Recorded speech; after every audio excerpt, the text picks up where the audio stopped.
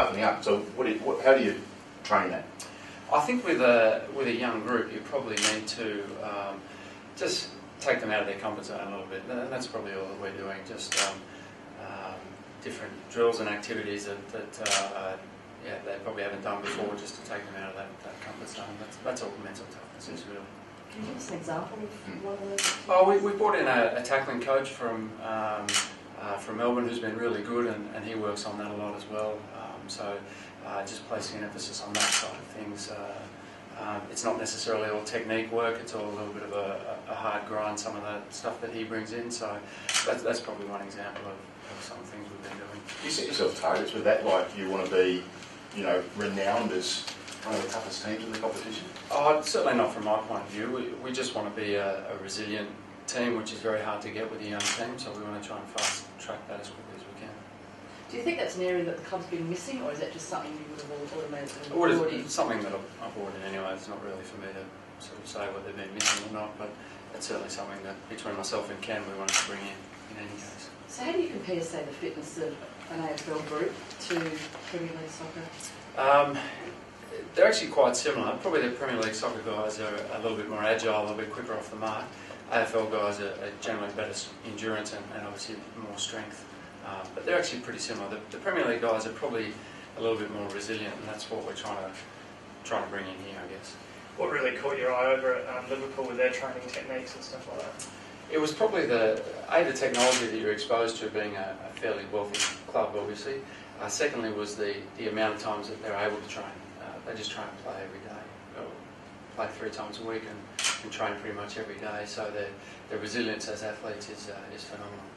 What's some of that technology that they were using? Oh, just different types of GPS tracking technology, some heart rate stuff, just some various bits and pieces which you sort of hear about over here, but you don't get exposed to as much as when you're actually over there. Especially during the Olympics period when Great Britain was really at the forefront and everybody wanted to get in there. So that was nice to be there at that time. Coming back from the break, the guys behaved themselves over Christmas? They did well, yeah. We tracked them. Every session was monitored from each player over the break, so we knew if anybody wasn't doing it or wasn't doing it well enough. So they were really good, outstanding. Couldn't compliment them any higher. Is there anyone who's impressing you with their efforts and their fitness levels? No one in particular. Just the group as a whole, for being such a young group, is their enthusiasm and commitment to it is first class. Absolutely couldn't fault them, and it was a really nice surprise when I came here. So the technology and all this sort of stuff using, the measurements, yep, they were required to do that in their break? They are, yeah, they were. So there's no cheating anymore? No cheating anymore, no hiding, no. Not only do we know what they did, we know exactly where they did it as well, so it's nice technology to have. Do you have a finish line from what they went away with, what they've got to come back? Yeah, we did. We had obviously targets for time trials and skin folds and weights and things like that, as most clubs do. We set them targets for that. Darren, you're no stranger to this place. How does this facility compare to Anfield? Anfield, the ground is a very old ground. It's obviously very historical, and they're about to sort of refurbish the place. The training ground at Liverpool is Melwood, and it's really, really similar.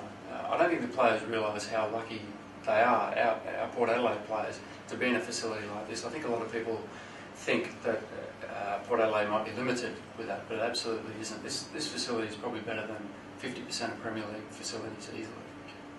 So you don't feel like you compromised that? No, not at all.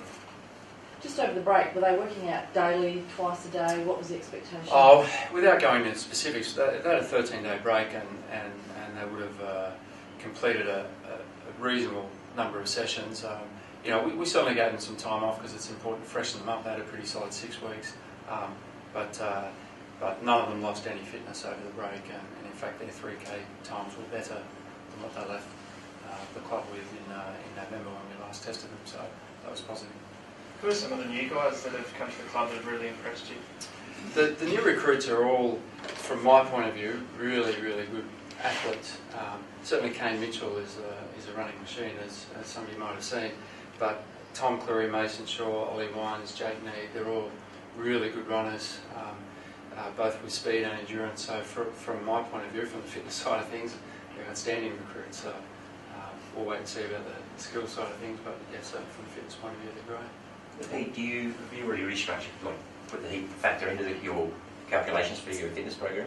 A little bit. I like training in the heat. I think it adds a great effect to the players. It makes everything a little bit harder, and it obviously makes them work a little bit harder. So I'm a fan of it, and didn't see much of it over the last couple of years. So I'm sort of welcoming it.